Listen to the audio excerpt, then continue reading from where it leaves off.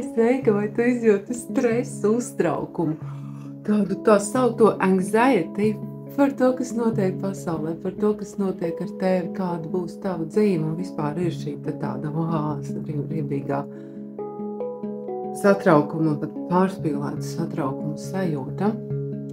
Uztaisam kopā superīgu vingrinājumu, ko es iemācījos no Donas Sīdet, kas nomierinās tā saukto vāgus nervu, un palīdzēs mums atgriezties pie sevis.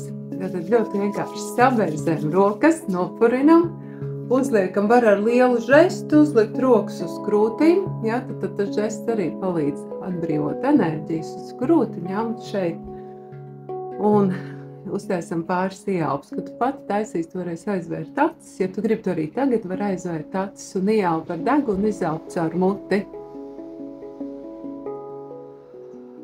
Mierīgi ieelpa mazliet īsāk par izelpu. Mierīgi brīvi izelpa, izelpojot atslābina vēl žokli. Tas arī papildus vēl nomierina, atslābina iegurni. Un tas aiznes smadzenēm signālu, ka viss ir kārtībā.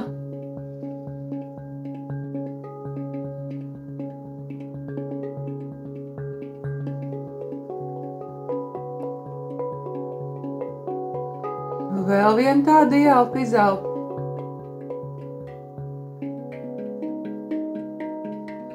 Pasmaidi, atver acis, ieelpo kaut ko skaistu, kādu dabu, kaut kādus kokus, kaut ko, ko tu sajūti, kas tev sagādājas dzīvē ir prieku vai sagādā, iedomājies to, ieelpo to.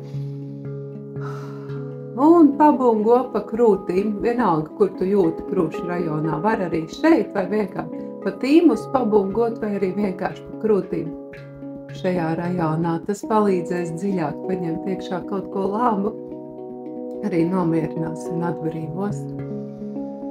Un ieelpots ar degunu, izelpots ar muti, pasmaidi.